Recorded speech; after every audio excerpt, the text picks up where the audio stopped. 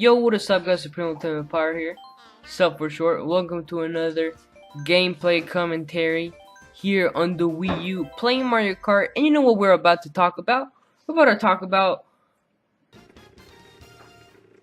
E3, ladies and gentlemen. Nintendo at E3, and I'm gonna cut those little loading screens just for the sake of saving up time, so I don't bore you out of your mind with my lame ass. Alright. So, Nintendo by far was the best thing that happened over there at E3 2014 because they had a lot of announcements this year. Not only they had the best games, but they had the best intro, you know. Never ever did I go, when is this gonna end? Which is definitely not the case in the Sony and Microsoft conferences. I was always thinking, can they just get on with it? You know, but never in this Nintendo video. So let's get on to what happened.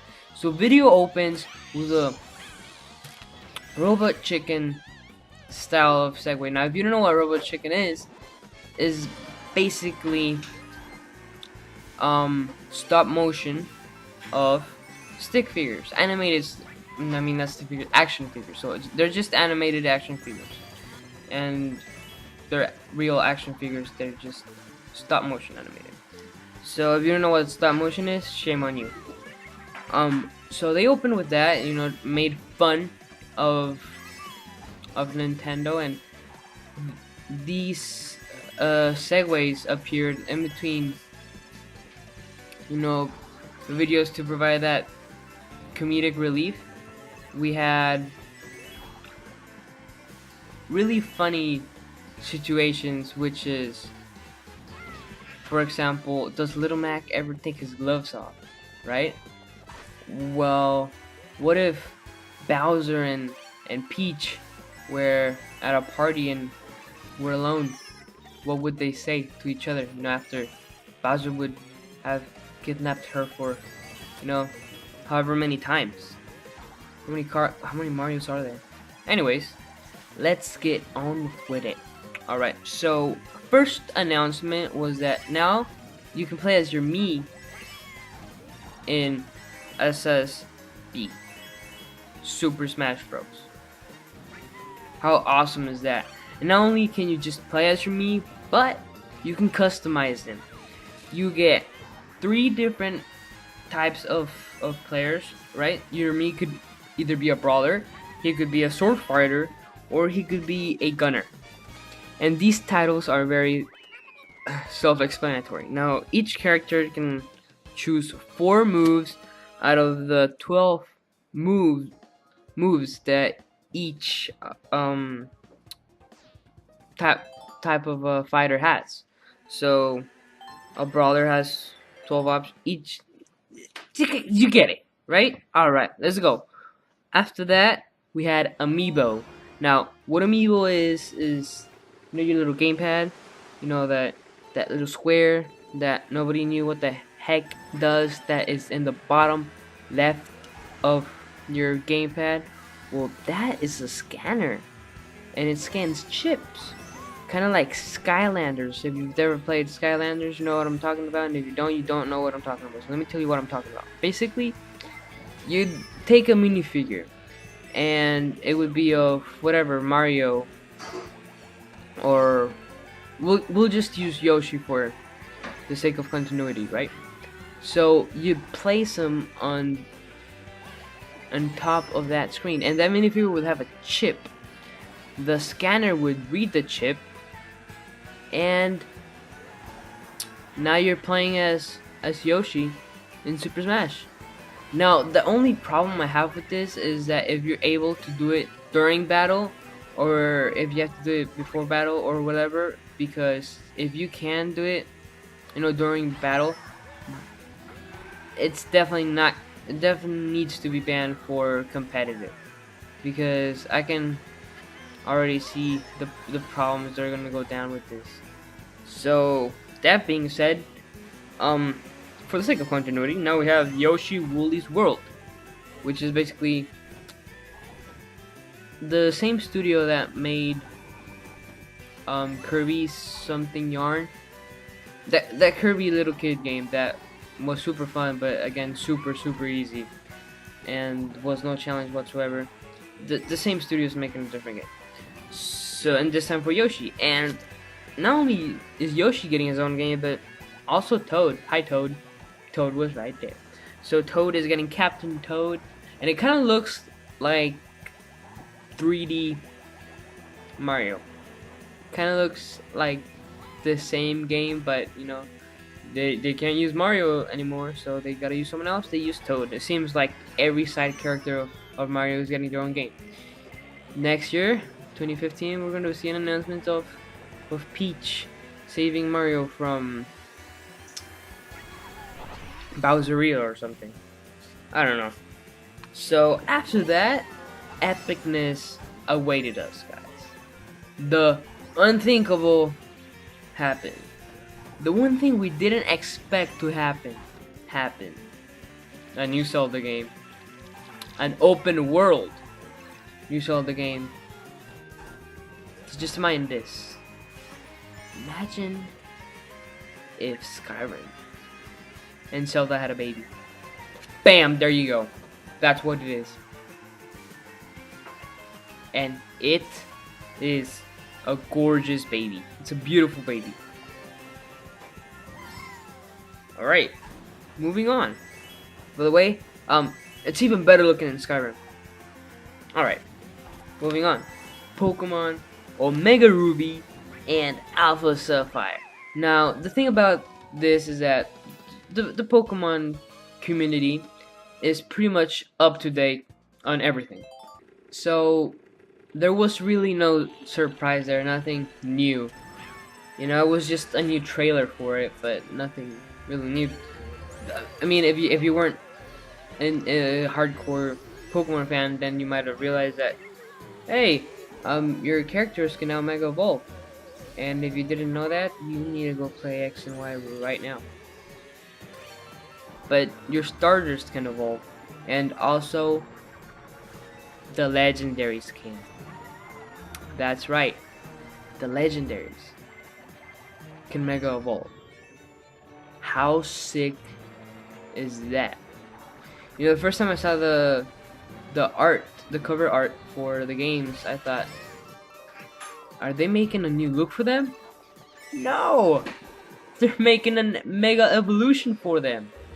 How boss is that?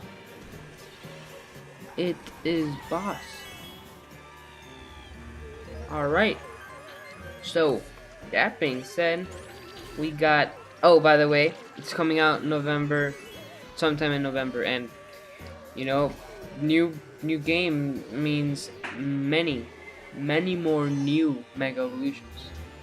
What type of Pokemons are gonna be Mega Evolved that haven't been Mega Evolved before? Do you think they're gonna make a Dratini Mega Evolution, or Dragonite Mega Evolution, or is that gonna be OP?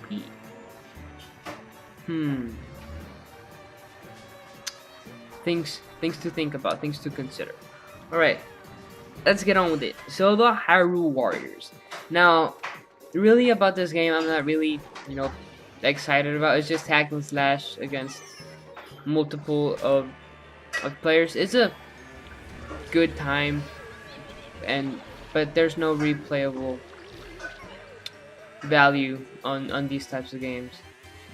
They're pretty fun, but you know they're a hit or miss for a lot of people. So I'm not really excited for this game. It's a game that's definitely, like, if you can play it, you should play it. But if you choose this and another game, most likely you're gonna go another game. This is probably the least exciting games. Just because it's sold doesn't mean it's gonna be good. So yeah. Next, Kirby Rainbow's Curse, coming to the 3DS or the Wii U. It wasn't specified to which console it was going to be released for, but it's going to be released.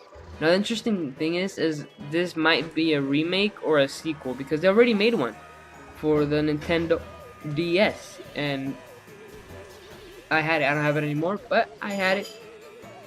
it was actually pretty fun game, pretty interesting. It's gonna be interesting what they see to it now that you have 3D.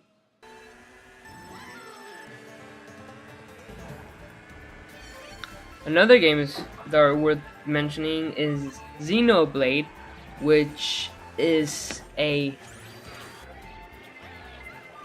robot fighter action game. So kind of like oh man, I forget the name. God, what is it? I swear, it's in your screen. There you go, magic. So kind of like that game, but it's gonna be interesting what Nintendo does with this character. I mean, with this type of game, because it is a different type of game. Next on, we also have Bayonetta and Bayonetta 2. I'm personally not a big fan of Bayonetta, but then again, I've never really played Bayonetta. I'm gonna see how this unfolds. I know a lot of people, well, not a lot of people. I knew a few people that actually really like and enjoyed the first Bayonetta, so I'll see if I'm able to get my hands on Bayonetta or not. So that being said, we are off to Mario Kart. And what the heck? Mario Maker. Sorry, my bad. So Mario Maker is just make your own Mario levels. Now, we still don't know if you can, upload your levels online and have people play them, sort of like you can in Happy Wheels. But hopefully Nintendo knows that that's the logical thing to do. That's what they should do. Anyways, so let's get on with it. Now the last game, this is the one that I saved for last because this is the one that there's most to talk about. And it's Splatoon, and it's a third-person shooter, and it's a ink game. So basically the basic concept of this game is cover the map in ink. The team against team. I don't know how many players is going to be the maximum. I'm guessing 4 against 4 or 6 against 6, something like that.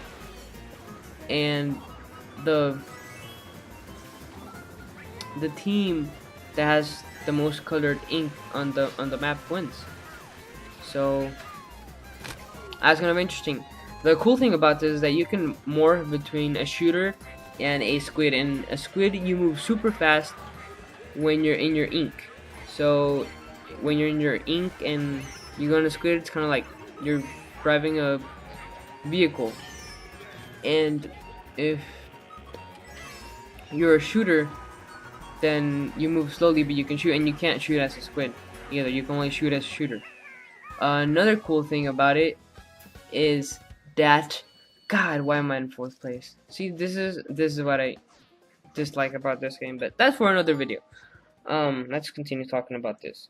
So you have a mini-map on the gamepad. You can transport your friends to your friend's location. Say your friends need help taking someone down, you can tap to them on your gamepad and you'll be instantly transported to where they are. Well, not instantly, there's a motion that goes on, but you get there and it happens and it's all good.